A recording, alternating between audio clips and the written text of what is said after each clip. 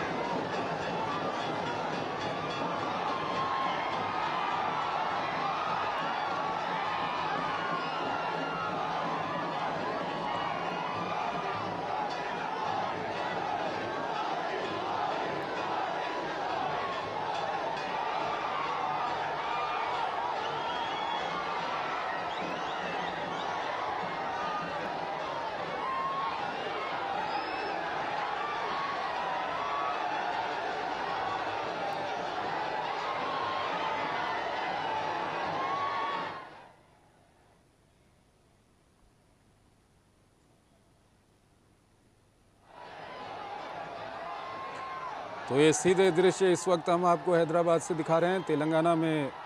विधानसभा चुनाव के लिए मतदान होना है और उससे ठीक पहले प्रधानमंत्री ने आज दिन भर वहां पर चुनाव प्रचार किया भारतीय जनता पार्टी के लिए। प्रधानमंत्री ने महबूबाबाद में रैली की, प्रधानमंत्री ने करीमनगर में एक जनसभा को संबोधित किया। हमारे साथ हमारे वरिष्ठ संवाददाता विनोद मिश्रा जुड़ चुके हैं। विनोद जी, हम लगातार ये तो देखते हैं कि जहाँ जहाँ पर प्रधानमंत्री रोड शो कर रहे हैं, हमने अभी मध्य प्रदेश में देखा, उसके अलावा राजस्थान में देखा, काफ़ी संख्या में लोग पहुँच रहे हैं प्रधानमंत्री के रोड शो में और यहाँ भी उसी तरह के दृश्य हम देख रहे हैं। तेलंगाना में किस तरह के समीकरण आप देख रहे हैं? जोशी जी, आज आपने देखा जो इस तरह से पीएम का जो सुबह से का जो प्रोग्राम था, तिरुमला मंदिर से पूजा करने के बाद और 2-3 रैलियों का जो नाम आपने बताया है करीमनगर से और बाकी जो कॉन्स्टिट्यूंसी सब उनसे दौरा करने के बाद अब पीएम का जो रोड शो हैदराबाद में अभी हमारे दर्शक देख रहे होंगे स्क्रीन पे जी। ये इतना इम्पोर्टेंट है कि आप ये समझिए कि दक्षिण में बीजेपी के प्रचार प्रसार का जो अंग रहा है, जो भी ये अभी आप देखिए पिछले 2019 के इलेक्शन में देखिए कि ये मोदी ने किस तरह से तेलंगाना के एक एक कॉन्स्टिट्यूंसी में जाके एक एक लोगों से उन्होंने जो संवाद बनाया था। तो बीजेपी का पहली बार तेलंगाना में आप सोच सकते हैं, ये पहली बार आप कह सकते हैं कि इतनी बड़ी कामयाबी बीजेपी को 4 लोकसभा में वहां बीजेपी के चुन के आए थे। और तेलंगाना के पिछले चुनाव का 2018 में भी देखें तो पीएम मोदी ने जम के वहां पे इतना चुनाव प्रचार प्रसार के साथ साथ एक स्टार प्रचारक की भूमिका में अपने कंस्टिट्यूंसी के अपने उम्मीदवार को जिताने में कितना कामयाब हुए ये बात तो कहना है कि 4 सीटें उनको सिर्फ मिली। लेकिन इस बार को जो चुनाव है, ये चुनाव इसलिए इम्पोर्टेंट है कि आप 2-2 बार के जो अब बीआरएस का जो आप देखिए पार्टी का तेलंगाना राष्ट्रीय समिति जो अब बीआरएस हो गया है, उसके साथ में कांग्रेस का ये त्रिकोणीय मुकाबला है। इसलिए प्रधानमंत्री कहते हैं कि इस बार बीजेपी की सरकार यहाँ बननी है। तो जाहिर सी बात है, आप प्राइम मिनिस्टर की इस रोड शो में और प्राइम मिनिस्टर के डिफरेंट मोदी के जो अभी जो 3 दिनों से लगातार आप रैलियों का जो आप धुआंधार देख रहे हैं, तो ये कह सकते हैं कि पीएम ने लगभग हर कंस्टिट्यूंसी को, हर इलाके को एक तरह से अपना जो उनका रोड मैप है डेवलपमेंट का, राष्ट्रीयता का, उन्होंने जो बताया कितना इंपॉर्टेंट चीज अभी एक में बता रहे थे, एक रैली में बता रहे थे कि जब पत्रकार पूछते हैं किसी को कि तुम वोट किसको दिया, अगर वो कहता है कि राष्ट्र के सवाल पे वोट दिया है तो डेफिनेटली बीजेपी को पड़ा है। तो ये कहते हैं, साथ में जो ये बताने की कोशिश करते हैं पीएम और लोगों के साथ में संबोधन में वो जोड़ते हैं कि आपके पास सामने में देश प्रथम होना चाहिए। लेकिन तेलंगाना में जो उन्होंने सीधे सीधे परिवारवाद पे हमला किया है, केसीआर के साथ में अब उनके बेटे की बात, उनकी पुश्तैनी जो एक तरह से जागीर बनती जा रही है, तो ये चीजें तो कम से कम प्राइम मिनिस्टर लोगों के साथ कम्युनिकेट कर रहे हैं। ये जो भीड़ का हुजूम आप देख रहे हैं हैदराबाद की सड़कों में, तो आप कह सकते हैं कि ये लोगों को देखने की ललक जो प्राइम मिनिस्टर का, चाहे वो राजस्थान के बीकानेर और जयपुर के रोड शो आप देखे होंगे, इससे पहले मध्य प्रदेश के रोड शो में आपने देखे होंगे, ये एक खूबी है कि प्राइम मिनिस्टर मोदी को जब कोई आप जननायक की भूमिका में देखते हैं और जननायक की तरफ उनको दिखते हैं तो जनता के साथ उनका क्या जुड़ाव है। ये आप रोड शो देखिए, कितने छतों पे जहां जहां से प्राइम मिनिस्टर का ये काफिला रोड शो का गुजरता है, अगल बगल का जितने बाल बच्चे हों, चाहे बूढ़े हों, बुजुर्ग हों, सबकी एक ललक होती है कि प्राइम मिनिस्टर को देखें, अपने सामने में देखें। और इस तरह से जो देखिए आपके सामने में ये दृश्य है, ये दृश्य जो है वो आप हिंदुस्तान में एक आज की तारीख में आप कल्पना कीजिए कि राष्ट्रीय नेतृत्व में एक राष्ट्रीय नेता को के रूप में किसी के पार्टी के सामने में ऐसा कोई नेतृत्व सामने में है। इसलिए जो पीएम मोदी का रोड शो होता है वो एक रिफ्लेक्शन होता है उनकी एक लोकप्रियता का। जब बीजेपी ने दावा किया था, याद है आपने की थी गुजरात में, जो 50 किलोमीटर का वो ऐतिहासिक रोड शो था, याद होगा आपको जोशी जी, चंद्रशेखर, कि वो 50 किलोमीटर का रोड शो, 4 घंटे के रोड शो में चारों बगल आपने देखा कि लोग किस तरह से हुजूम के साथ में 50 किलोमीटर तक में लाइन लगाए हुए खड़े थे। पीएम का रोड काफिला वो जब तक चला, यही सिलसिला आप यहाँ हैदराबाद में भी देख रहे हैं। लोगों का जो ये भीड़ है, ये जो भीड़ है, ये उत्सुकता है, लोगों में जो एक ललक है प्राइम मिनिस्टर को देखने का, ये कम से कम अभी एक नेशनल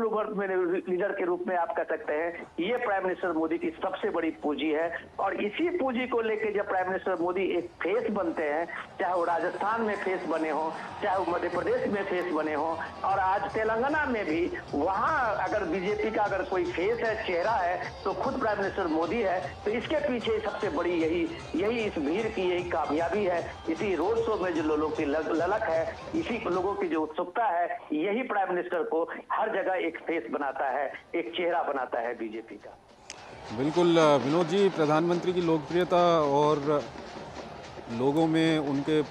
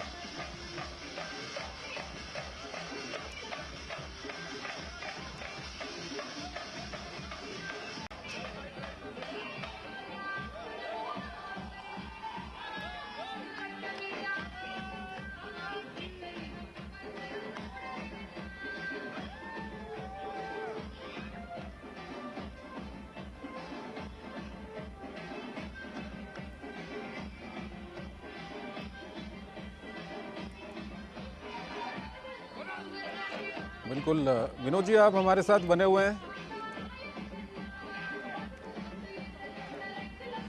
तो ये सीधे दृश्य आप देख रहे हैं इस वक्त हैदराबाद से,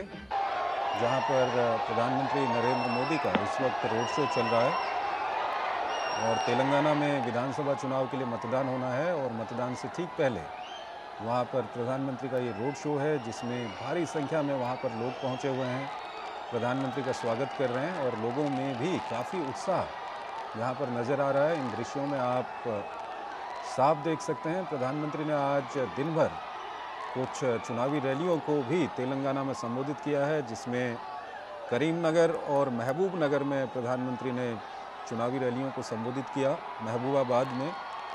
और उसके बाद प्रधानमंत्री करीमनगर भी पहुंचे। वहां पर भी प्रधानमंत्री ने चुनावी जनसभा को संबोधित किया।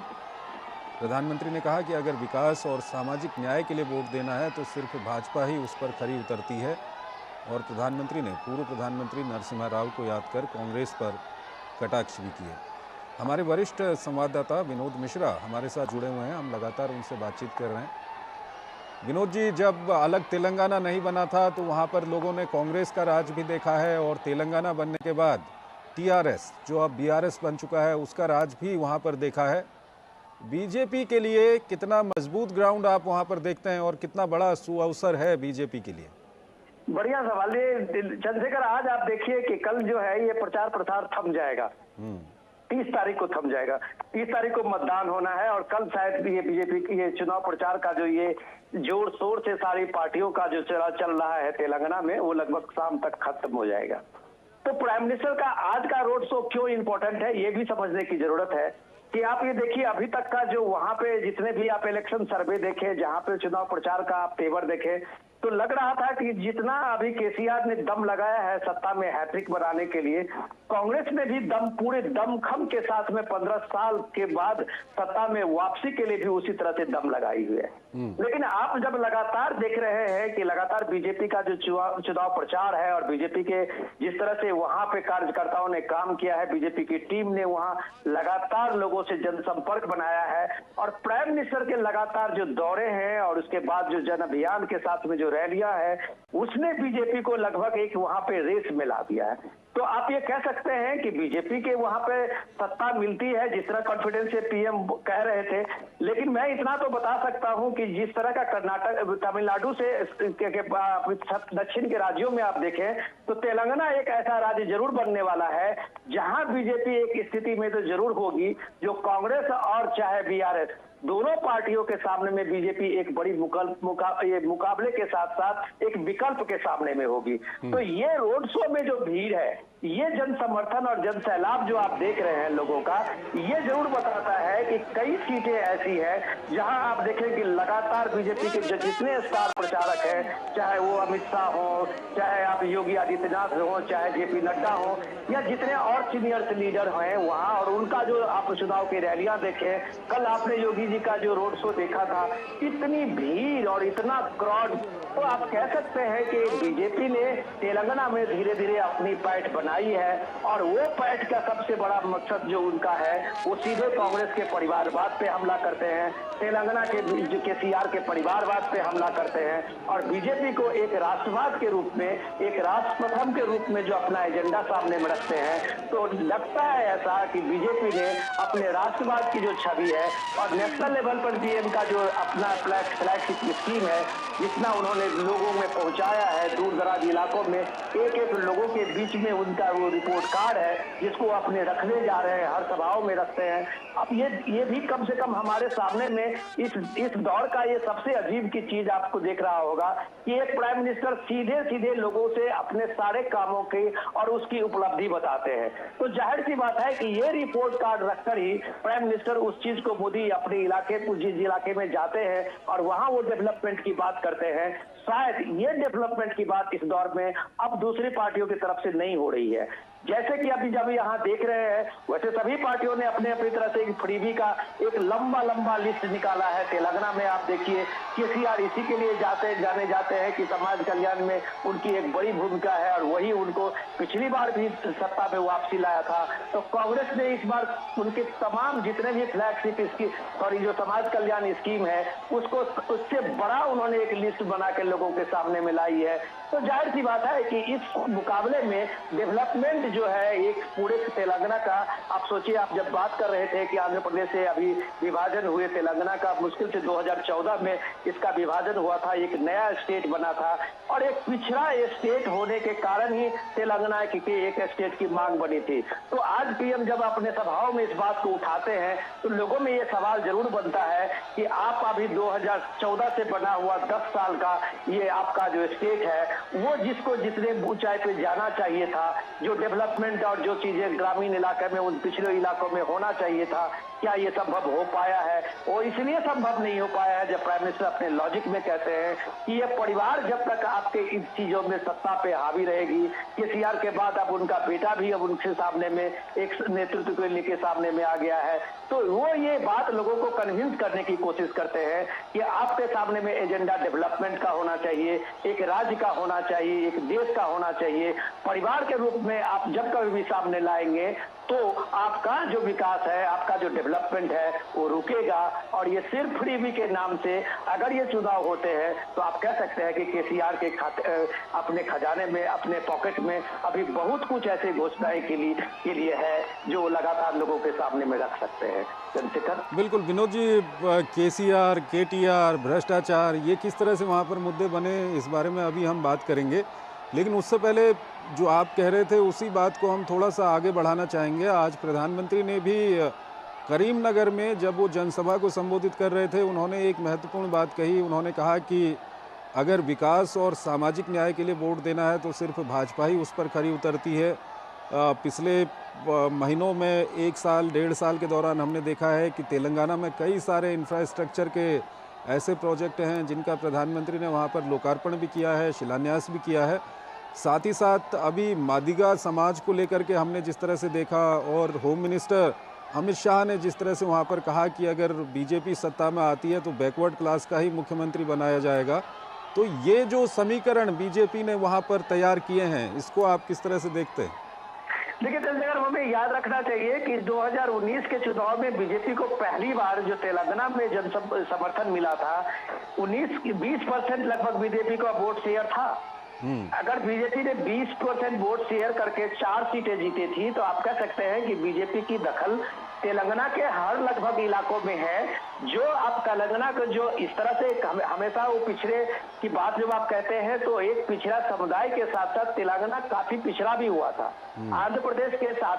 साथ में जब इसका आप कह सकते हैं कि डिवीजन को लेके सबसे बड़ा जो ये था वहाँ पे तेलंगाना में जो 3-4 दशक तक चला था, उसके पीछे कारण यही थी कि उन लोगों ने कहा था कि भाई तेलंगाना के जो रीजन्स है और उसके बाद जो आंध्र प्रदेश के जो रीजन है रायलसीमा और बाकी बॉर्डर के इलाके में, वो जितना संपन्न हुआ है इस दौर में उतना तेलंगाना नहीं हुआ है। तो इसलिए वो ये कह रहे थे कि जब अमित शाह इस बात को लॉजिक देते हैं और प्राइम मिनिस्टर ने भी इस बात को कहा है कि इन पिछड़े इलाकों का नेतृत्व चाहिए जो इस बात को समझता हो, जिसका ग्राउंड कनेक्ट हो, और इसलिए उन्होंने शायद तर्क में अपने को बैकवर्ड चीफ मिनिस्टर के लिए बात कही होगी। तो वो बैकवर्ड एरिया है जहाँ के लोग रिप्रेजेंट करते हैं, उनके यहाँ वो इंफ्रास्ट्रक्चर अभी तक मौजूद नहीं हो पाया है, उनके यहाँ बेसिक जो सहूलियतें हैं वो नहीं पहुंच पाई है। तो शायद उनका रिप्रेजेंटेशन मिले तो ये डेवलपमेंट का जो ये सिलसिला है वो चारों दिशाओं में हो, तेलंगाना के हर इलाकों में हो। तो ये चीजें बताने के लिए उनका ये जो एजेंडा है और उनका जो इस तरह का ऐलान है, शायद जनता में इसका अच्छा रिस्पांस भी मिल रहा है। जो आपने अभी तक जितनी रैलियां हुई है, पीएम ने पिछले 3 दिनों में आपने देखा कम से कम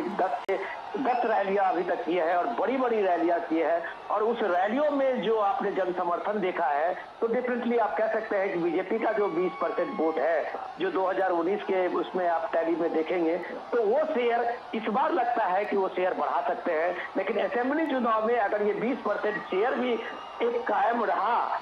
2023 में तो आप कह सकते हैं कि बीजेपी बहुत अच्छी सीटें और बहुत बड़ी मार्जिन से जीत जाने की स्थिति में होगी। तो इस स्थिति में जो त्रिकोणीय संघर्ष है, यहाँ कुछ भी होने के लिए हो सकता है और यहाँ बहुत कुछ डिपेंड करेगा कि लोगों का जो जनसमूह का जो भी आप देख रहे हैं उनके मन में एजेंडा क्या चल रहा है। चंद्रशेखर, बिल्कुल विनोद जी, आप हमारे साथ बने रहिए। हम दर्शकों की जानकारी के लिए बता दें कि इस वक्त हम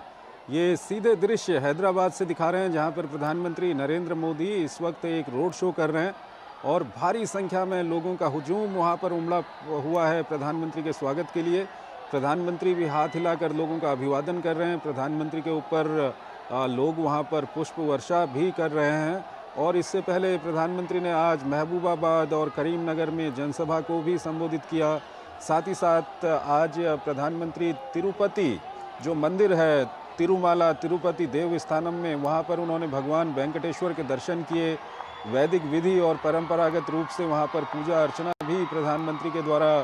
की गई। और उसके बाद अब प्रधानमंत्री इस वक्त हैदराबाद में ये रोड शो कर रहे हैं। काफ़ी संख्या में वहाँ पर लोग मौजूद हैं, प्रधानमंत्री का स्वागत कर रहे हैं। प्रधानमंत्री भी हाथ हिलाकर लोगों का अभिवादन स्वीकार कर रहे हैं। हमारे वरिष्ठ संवाददाता विनोद मिश्रा हमारे साथ जुड़े हुए हैं। विनोद जी, संघर्ष एक तरह से त्रिकोणीय है, कांग्रेस है और उसके अलावा टीआरएस जो अब बीआरएस हो चुकी है वो है, भारतीय जनता पार्टी है। इस सब के बीच जो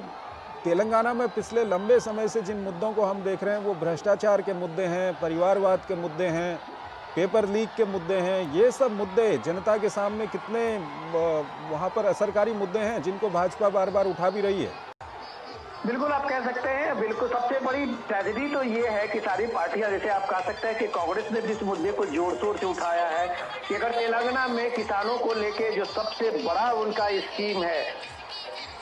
केसीआर का, अगर इसके बावजूद भी तेलंगाना में 8,000 का लगभग वो डाटा देते हैं कि इतने दिनों में इतने किसानों ने आत्महत्याएं की है, तो अगर किसानों की आत्महत्याएं तेलंगाना में हो रही है तो इसका मतलब सीधा सीधी कैसे कहा जा सकता है कि जो पैसा एक लाभार्थी को जाना चाहिए था, हितधारक को जाना चाहिए था एक्चुअल, वो नहीं जा रहा है। तो इसका मतलब है कि किसान को जिस बात को लेके आज भी आपने देखे कि चुनाव आयोग ने आज जो पैसा वो रिलीज करने वाले थे उनको बैन किया था। तो आप जब हर चीज को इलेक्शन से जोड़ेंगे जिसमें समाज कल्याण में आपकी भूमिका जो सही मायने में हितधारक हो सकते हैं, सही मायने में जो लाभार्थी हो सकते हैं, वहां अगर पहुंचाने के बजाय आप अगर सिर्फ इसको इलेक्शन एजेंडा बनाएंगे तो डेफिनेटली आप पे इस तरह के चार्ज आएंगे। जो चार्ज तेलंगाना में दलित बंधु योजना के रूप में लगा हो या किसानों के आत्महत्या के रूप में लगा हो, पेपर लीक के मामले में लगा हो, कई बार तो पार्टी महालक्ष्मी योजना उनका बैंक खातों में जो जमा होता था पैसा, उस पे कई योजनाओं पे कांग्रेस का भी टारगेट है, बीजेपी भी टारगेट है। तो ये इस तरह की चीजें को देखते देखते जब हम देखते हैं कि अब आप आम आदमी पार्टी की सरकार का दिल्ली में जब आप देखते हैं कि यहाँ पे शराब घोटाला है, तो वहां भी ये जो साउथ कैंप है उसमें कैसे ये पैसा और किस तरह का डील पहुंचता है। तो इस तरह के बहुत सारे आरोप है। ये आरोप है, मैं इसलिए बार बार कहता हूँ ये आरोप है। और ये आरोप इसलिए भी लगते रहते हैं जब आप इन चीजों को फेयरली जनता के सामने में काम करते हुए नहीं दिखते हैं, या जिसको जिन लोगों के पास में पहुंचना चाहिए था वो ट्रांसलेट नहीं हुआ है, तो इस तरह के आरोप लगते हैं। जब आप इन तरह के इंश्योर करते हैं, इसी तरह के फ्लैगशिप स्कीम अगर मोदी सरकार में है और ये 13-14 स्कीम में आप देखिए कि जो पैसा लोगों में जाना है अगर एक्चुअल उसके खाते में पहुंचता है, 12 करोड़ शौचालय बनने हैं तो 12 करोड़ शौचालय बने हैं। तो ये इस तरह की चीजें जैसे उज्ज्वला स्कीम देखिए या जितने भी स्कीम है, अगर वो स्कीम सीधे सीधे हितधारक जो है, जो लाभार्थी एक्चुअल है, उनके पास जाता है तो शायद करप्शन की ऐसी कोई चीजें खबर और इस तरह की बड़े एजेंडे शायद किसी विपक्ष की पार्टियों में नहीं है जो प्राइम मिनिस्टर के इतने फ्लैगशिप स्कीम के बारे में कुछ आरोप लेके आए और कुछ लेके आए। लेकिन जब ये तेलंगाना में आप देखते हैं इस तरह की चीजें आरोप लगती है या आरोप लगाए जाते हैं। थोड़ी देर आपको रोकना चाहेंगे, आप हमारे साथ बने रहिएगा क्योंकि हमारे साथ हमारे संवाददाता उर्मिलेश भट्ट भी हमारे साथ जुड़ चुके हैं। वो वहाँ पर ग्राउंड जीरो में वहाँ पर मौजूद हैं। उर्मिलेश, हम दृश्यों में देख रहे हैं कि काफ़ी उत्साह वहाँ पर लोगों में दिखाई दे रहा है। आप जहाँ पर मौजूद हैं क्या कुछ लोगों की प्रतिक्रियाएं हैं, किस तरह का उत्साह है? चंद्रशेखर, बिल्कुल जो प्रधानमंत्री का काफिला आप देख रहे हैं धीरे धीरे आगे बढ़ रहा है। तो सड़क के जो दोनों तरफ आप देख सकते हैं, जैसे कि हमारे विजुअल आपको जो दिखा रहे हैं दर्शकों को, जो सड़क के दोनों तरफ जो है यहाँ पर जबरदस्त भीड़ उतरी है सड़क पर है। और कई वो जो है प्रधानमंत्री का स्वागत कर रहे हैं। प्रधानमंत्री भी हाथ हिलाते हुए जनता का अभिवादन कर रहे हैं। प्रधानमंत्री के साथ खुद यहाँ के जो प्रदेश अध्यक्ष और केंद्रीय मंत्री जी किशन रेड्डी है वो साथ में है और धीरे धीरे काफिला आगे बढ़ रहा है। सड़क के दोनों तरफ जो है चंद्रशेखर यहाँ पे जबरदस्त भीड़ उमड़ी है। एक एक प्रधानमंत्री की एक झलक पाने के लिए कहीं ना कहीं लोगों में जोश है, उत्साह है और लोग कहीं ना कहीं प्रधानमंत्री की एक झलक देखना चाहते हैं। जैसा कि चंद्रशेखर आप भी जानते हैं कि इस समय तेलंगाना में चुनाव होने जा रहा है और इस चुनाव में प्रधानमंत्री ने जिस तरीके से जनसभाएं की है, उन जनसभाओं में भी जो भीड़ उमड़ी है वो दिखाता है कहीं ना कहीं कि दक्षिण भारत में जिस तरीके से भारतीय जनता पार्टी ने जो पैठ बनाई है, जैसे कि हमारे जो सहयोगी है विनोद मिश्रा वो भी कह रहे थे कि पिछली बार जो विधानसभा चुनाव था उसमें 6% वोट था, लेकिन लोकसभा चुनाव में आते आते वो वोट जो है कन्वर्ट हुआ 20% में और इस बार जो है कहीं ना कहीं भारतीय जनता पार्टी उसको जो है एक बड़े मार्जिन देने के चक्कर में है। और ये कह सकते हैं कि इस समय जो यहाँ पर त्रिकोणीय मुकाबला हुआ है तो कहीं ना कहीं इस बात को दर्शाता है कि भारतीय जनता पार्टी ने तेलंगाना में एक मजबूत पैठ बनाई है। और ये जो है जो भीड़ जो सड़क के दोनों तरफ है, ये भीड़ जो है दर्शकों को दिखाती है, ये भीड़ जो है गवाह है कि कहीं ना कहीं भारतीय जनता पार्टी जो है इस समय इस त्रिकोणीय मुकाबले में आ रही है। प्रधानमंत्री लगातार यहाँ पर जो है अपने जनसभाएं कर रहे हैं। प्रधानमंत्री लगातार जो है यहाँ पर अपने रोड शो, जैसे कि आप देख रहे हैं कि एक लंबा रोड शो ये चल रहा है। दोनों तरफ लोगों में जो है जो उत्साह है, जो जुनून है प्रधानमंत्री की एक झलक देखने के लिए चंद्रशेखर, तो कहीं ना कहीं काबिले तारीफ है। हम यहाँ पर देख रहे थे कि जनता के बीच में तमाम जो मुद्दे हैं, जनता के बीच में तमाम जो यहाँ पर जो है जो ये कह सकते हैं कि जनता में जो उत्साह है भारतीय जनता पार्टी को, प्रधानमंत्री ने यहाँ पे इससे पहले कई रैलियां की है चंद्रशेखर, और उन रैलियों में हम हमारे साथ साथ जो है हमारे दर्शक भी गवा रहे हैं हमारे चैनल के माध्यम से भीड़ उतरी है। इस भीड़ से कह सकते हैं कि कहीं ना कहीं तेलंगाना में इस समय भारतीय जनता पार्टी एक टक्कर देने के मूड में है। और टक्कर जो कहा जा रहा था पहले कि साउथ में जो है भारतीय जनता पार्टी का जो है जनाधार कम है, लेकिन ये भीड़ बताती है कि कहीं ना कहीं ये जनाधार यहाँ पर भारतीय जनता पार्टी का बड़ा है। और इससे कह सकते हैं कि इस समय यहाँ पर जो मुकाबला है तो त्रिकोणीय मुकाबला है चंद्रशेखर। उर्मिलेश, आप काफ़ी दिनों से वहाँ पर मौजूद हैं, आपने कई लोगों से वहाँ पर बातचीत की होगी। भारतीय जनता पार्टी का जिस तरह से आधार वहाँ पर बढ़ रहा है, इसके पीछे क्या कुछ कारण आप देखते हैं? किस तरह के मुद्दे वहाँ पर निकल कर सामने आते हैं? क्योंकि वहाँ पर केसीआर की सरकार रही हुई है लंबे समय से, लोग क्या कुछ कहते हैं?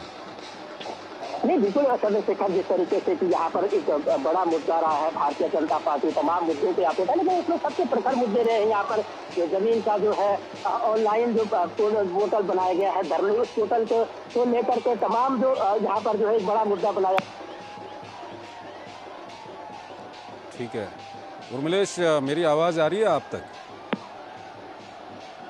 ठीक है, दरअसल उर्मिलेश वहाँ पर ठीक है उर्मिलेश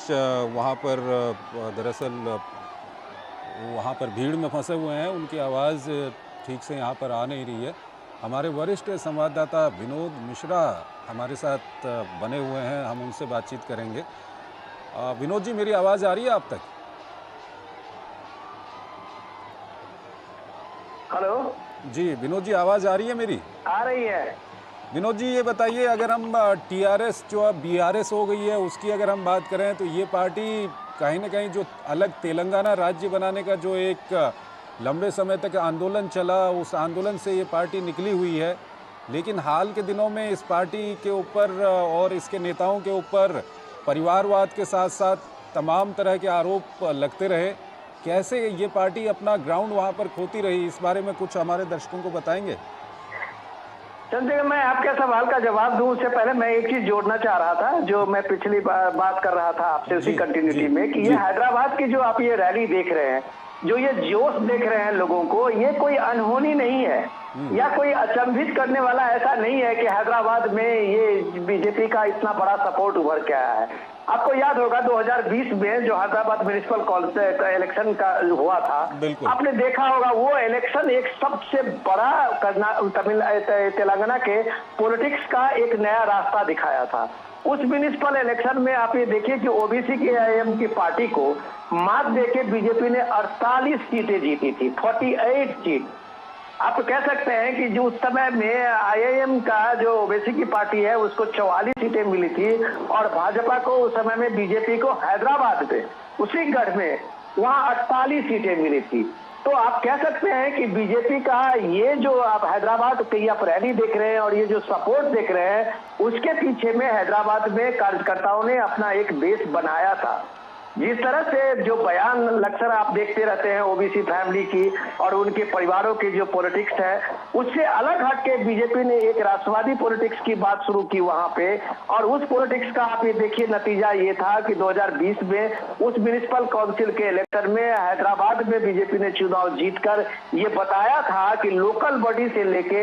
एमपी तक के चुनाव में बीजेपी की अच्छी पकड़ तेलंगाना में हो गई है। और ये जब आप इस रोड शो में इस तरह की भीड़ देखते हैं, तो आज आप कह सकते हैं कि वहां किसी भी धर्म के और पोलराइजेशन की बात तो अलग, यहाँ सीधे सीधे बात यह है कि बीजेपी खास करके पीएम मोदी लोगों को एक डेवलपमेंट का एक सबसे बड़ा मसीहा के रूप में सामने आते हैं। और कोई भी शहर का जो डेवलपमेंट इस 9 सालों में हुआ है, तो जाहिर सी बात है कि लोगों में एक भरोसा जगा है, चाहे वो मेट्रो की बात हो, कनेक्टिविटी की बात हो, एनएच की बात हो, ये सारी चीजें ने जो सहूलियतें बनाई है। तो हैदराबाद में म्युनिसिपल काउंसिल के इलेक्शन में अगर बीजेपी 48 सीट जीतती है, तो आप कह सकते हैं कि शहरी इलाकों में बीजेपी की पैठ दक्षिण के राज्यों में भी एक मजबूत स्थिति में बनती जा रही है। और इसका जीता जाता उदाहरण आपको पीएम की इस रोड शो में मिल रहा है। चंद्रशेखर,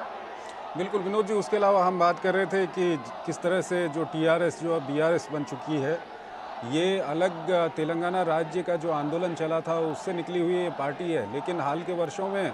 लगातार अपना जनाधार खोती जा रही है। इसके पीछे क्या कुछ कारण है?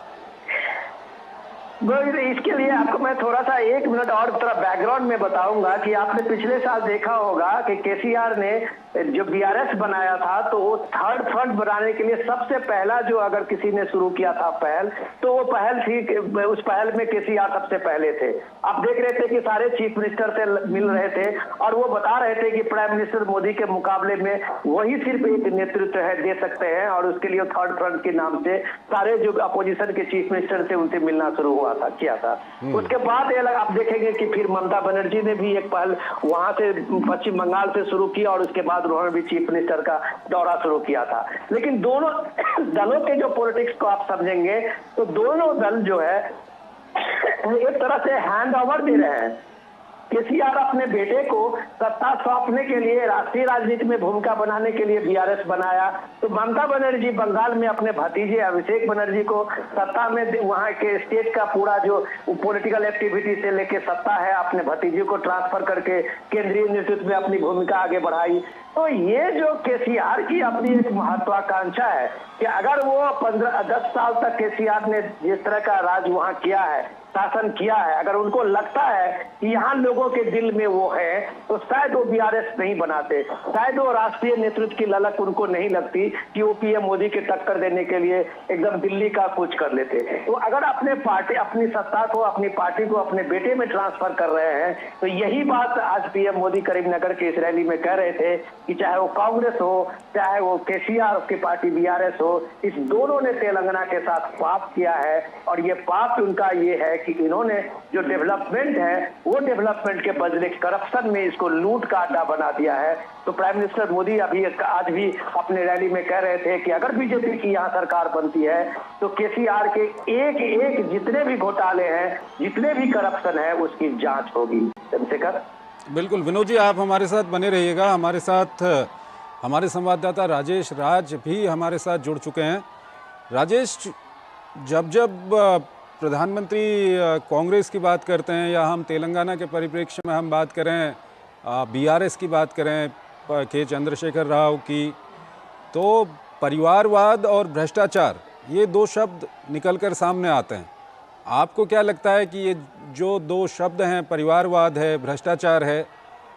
जहाँ जहाँ बीजेपी का मुकाबला कांग्रेस से या कुछ ऐसी पार्टियों से है जिनमें हाल के वर्षों में भ्रष्टाचार के काफ़ी मामले सामने आए हैं, तो बीजेपी के लिए कितनी बड़ी ताकत ये बन जाता है? देखिए चंद्रशेखर, मैं पिछले 3-4 दिनों से तेलंगाना में हूँ और प्रधानमंत्री नरेंद्र मोदी की कई रैलियों को कवर कर चुका हूँ और यहाँ पर जनता की नब्ज टटोलने की भी हमने कोशिश की। आज हमने ऑटो रिक्शा चालकों से बात करी, आज हमने फूल बेचने वाले जो लोग थे उनसे बात की, छात्रों से बात की, युवाओं से बात की। तो कहीं ना कहीं जो एक बात सबसे ज्यादा उभर कर सामने आई, वह सबसे जो मूलभूत एजेंडा दिखाई पड़ा यहाँ पर तेलंगाना की सड़कों पर, वो बेरोजगारी और पलायन की जो समस्या है वो दिखाई पड़ी। और जब बेरोजगारी और पलायन की बात होती है तो प्रधानमंत्री Narendra Modi farm house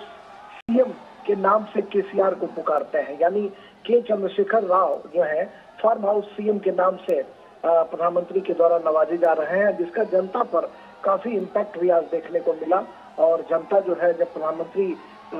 farm house CM कहकर उन्हें पुकार रहे थे तो जनता जो थी वो कहीं न कहीं अपने को उससे संबद्ध करती हुई दिखाई पड़ रही थी। और प्रधानमंत्री मोदी लगातार इस बात की हिमायत करते हुए देखे गए कि जो तेलंगाना में जो विकास का रोड मैप है, जो खाता है, जो भारतीय जनता पार्टी ने रचा है, बुना है, वह कहीं न कहीं फलीभूत तभी होगा जब 2024 में जब केंद्र में तीसरी बार मोदी सरकार बनेगी और उसके पहले अगर तेलंगाना में बीजेपी की सरकार बनती है तो डबल इंजन की सरकार जो है, तेलंगाना जो भ्रष्टाचार के दलदल में फंस गया है, विकास की पटरी से उतर गया है, उसको पटरी पर लाने का काम करेगा। और आपने परिवारवाद की बात की तो निश्चित तौर पर के चंद्रशेखर राव की बेटी जो के कविता है, वह भी चुनाव प्रचार के दौरान मीडिया से बातचीत करते हुए, लोगों से रूबरू होते हुए देखी जा रही हैं। और कहीं न कहीं बेटे बेटियों को हम कह सकते हैं कि सियासत में एक जगह दिलाना जो है वो केसीआर के लिए चुनौती हम कह सकते हैं। और कई राज्यों में आपने देखा है कि जो क्षेत्रीय छत्रप है, उनकी नैया जब भी डूबी है तो परिवार और भ्रष्टाचार, इन्हीं दोनों वजहों से आपने देखा। बिहार और उत्तर प्रदेश के परिप्रेक्ष्य में, बंगाल के परिप्रेक्ष्य में विनोद जी जिक्र कर रहे थे अभिषेक बैनर्जी की, और यहाँ पर भी चंद्रशेखर राव जो है वो अपने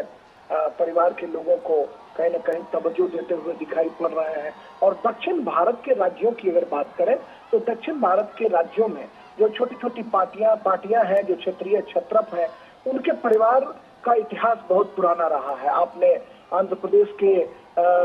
पूर्व मुख्यमंत्री एनटी रामाराव का हश्र देखा कि एनटीआर के जो दामाद थे चंद्रबाबू नायडू, उन्होंने कैसे सत्ता उनसे छीन ली। आपने जगन मोहन रेड्डी को देखा जो राजशेखर रेड्डी के बेटे थे। इसके पहले अगर तमिलनाडु की बात करें तो करुणानिधि के पूरे परिवार का इतिहास आपने देखा है। स्टालिन जो है वो तमिलनाडु की कुर्सी पर आसीन है। तो कुल मिलाकर हम कह सकते हैं चंद्रशेखर की दक्षिण भारत के राज्यों में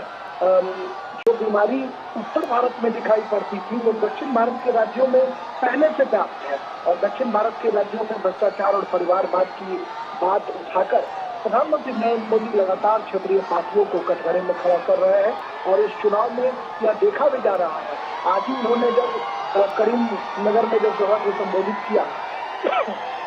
तो उन्होंने स्पष्ट तौर पर इस बात का उल्लेख किया कि अगर केसीआर को हराना है तो कांग्रेस को वोट मत कर देना, क्योंकि केसीआर अगर परिवारवाद और भ्रष्टाचार के दलदल में फंसे हैं तो कांग्रेस जो है वो पहले से परिवारवाद के दलदल में फंसी हुई है। तो कांग्रेस को वोट देना, केसीआर को मजबूत करना होगा, क्योंकि कांग्रेस जो है वो पिछले दरवाजे से बैकडोर से सत्ता में आ जाएगी। यानी अगर कुछ सीटें घटती हैं तो वो केसीआर को समर्थन करके सरकार में आ सकती है। इसलिए प्रधानमंत्री नरेंद्र मोदी ने साफ तौर पर कहा कि तेलंगाना में पहली बार बीजेपी की सरकार बनानी है और इसके लिए जरूरी है कि आपका समर्थन और सहयोग हमें मिलना चाहिए। उन्होंने इस बात का जिक्र किया कि भारत जो है लोकतंत्र की जननी है, पूरे दुनिया भर के मुल्क में हम इसे स्थापित करते हैं। और इसमें कहीं न कहीं करीम नगर की भी भूमिका है, क्योंकि जो जनपद की हम सूचना करते थे उसमें करीम नगर भी एक जनपद हुआ करता था। तो हम देख पा रहे हैं चंद्रशेखर की तेलंगाना में मैं कई दिनों से घूम रहा हूँ, तो भारतीय जनता पार्टी से कहीं न कहीं यहाँ पर बीजेपी के पास पाने के लिए सब कुछ है, खोने के लिए यहाँ कुछ भी नहीं है। बीजेपी पाने के लिए लगातार मशक्कत कर रही है, मेहनत कर रही है। पिछले 2018 चुनाव की बात करें तो मात्र एक सीट भारतीय जनता पार्टी के पास थी, लेकिन बाद के इस चुनाव में हमने देखा कि बीजेपी में 2 सीटें जीती और उसके बाद उनके विधायकों की संख्या 3 हो गई। और लोकसभा चुनाव में 4 संसदीय क्षेत्रों पर भारतीय जनता पार्टी ने अपना परचम लहराया। आदिलाबाद लोकसभा क्षेत्र और करीम नगर, जहाँ से कि बंडी संजय कुमार, जिनके लिए आज चुनाव प्रचार के लिए प्रधानमंत्री आए थे, बंडी संजय कुमार राष्ट्रीय महासचिव भी हैं बीजेपी के, और वो करीम नगर से लोकसभा के सांसद भी हैं और 3-4 सांसद जो है लोकसभा के हैं और एक राज्यसभा के सांसद है डॉक्टर के लक्ष्मण, जो अभी प्रधानमंत्री का रोड शो चल रहा है उसमें वो दाहिनी तरफ दिखाई पड़ रहा है और बाईं तरफ जो है जी किशन रेड्डी है। बीच में प्रधानमंत्री नरेंद्र मोदी स्वयं मौजूद है और लंबा काफिला आप सड़कों पर देख सकते हैं। दोनों तरफ फूलों की बौछार जो है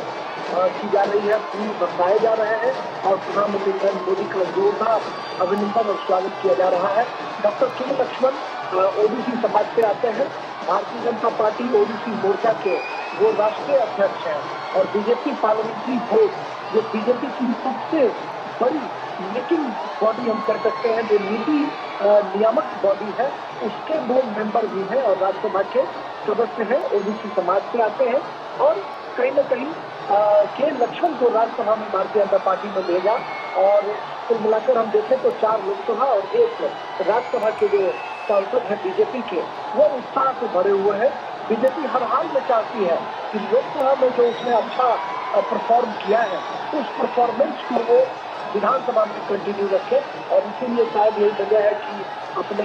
बंडी संजय कुमार जैसे कद्दावर जो उसके नेता है उनको उन्होंने विधानसभा चुनाव के मैदान में भी उतारा है ताकि उनकी सीटों की संख्या भी बढ़े और पार्टी जो है वो ग्रास रूट पर और भी मजबूत हो सके। तो इस तरह से भारतीय जनता पार्टी का जो विज्ञापन पार जो उनका कमल कर्नाटका में खिला था, बेंगलौर में खिला था, उसके बाद पार्टी के पास सबसे बड़ी चुनौती थी कि दक्षिण के अन्य राज्यों में कैसे पैर पसारा जाए। उस कड़ी में कहीं न कहीं तेलंगाना में बड़ी कामयाबी भारतीय जनता पार्टी को लोकसभा चुनाव में मिली थी, जब 4 लोकसभा क्षेत्रों में वो कामयाब हो पाई थी। तो ऐसे में बीजेपी अपने प्रदर्शन को हर हाल में दोहराना चाहती है। बीजेपी सत्ता में आना चाहती है ताकि संपूर्ण जो दक्षिण भारत की सियासत जो क्षेत्रीय क्षेत्रफों के हाथों में घूम फिर कर आ रही है उसको रोकने में कामयाबी भी मिले और राष्ट्रीय राजनीति से दक्षिण भारत को एक अरसे बाद जोड़ा जा सके, क्योंकि कांग्रेस जो है वो लगभग हम कह सकते हैं कि कर्नाटका में कांग्रेस की भले ही सरकार बन गई हो, लेकिन आपने आंध्र प्रदेश में देखा, तमिलनाडु में देखा या फिर तेलंगाना में आप देख पा रहे हैं कि कांग्रेस जो है वो दिनों दिन कमजोर होती चली गई। कर्नाटका में भी कांग्रेस का हाथ आपने पहले भी देखा कि कई टुकड़ों में, कई गुटों में कांग्रेस जो है वो बटी हुई थी। तो कांग्रेस के पास कहीं न कहीं बड़ी चुनौती है अपनी खोई हुई जमीन को वापस लाना, लेकिन भारतीय जनता पार्टी जो लोकसभा चुनाव में जो उनको सफलता मिली है उसको कहीं न कहीं वो मेंटेन करने के लिए लगातार प्रयास कर रहे हैं। और प्रधानमंत्री नरेंद्र मोदी की रैलियों का आलम हम कह सकते हैं कि कई मर्तबा ऐसा देखा जाता है कि जहाँ बीजेपी थोड़ी घटती बढ़ती दिखाई पड़ती है, पीएम मोदी के रोड शो और पीएम मोदी की जो रैलियां हैं वो कहीं न कहीं भारतीय जनता पार्टी को एक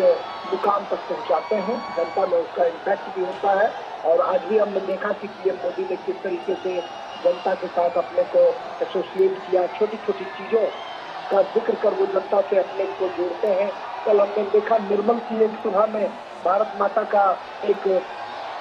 जो है भारत माता के निवास में एक बच्ची पहुंची थी, झंडे हिलाकर पीएम मोदी का अभिवादन कर रही थी। पीएम मोदी ने जमकर उसकी सराहना की। मंच से वो नीचे जहाँ पर डीडी न्यूज का कैमरा लगा हुआ था वहीं पर वो बच्ची खड़ी थी और पीएम मोदी की नजर दूर उस बच्ची पर पड़ती है, बच्ची का हौसला बढ़ाते हैं और युवाओं से प्रेरणा लेने के लिए कहते हैं। आज भी उन्होंने कहा कि हमारा एक काम करोगे, जो लोगों ने कहा कि बिल्कुल करेंगे, कहा कि आप घर घर जाओगे और लोगों से कहोगे कि मोदी जी ने आपको नमस्कार कहा है, हमारे परिवारजनों से मिलोगे। और क्राउड का रिस्पॉन्स जो था चंद्रशेखर, वो क्राउड का रिस्पॉन्स अच्छा खासा देखने को मिल रहा था जब पीएम मोदी अपने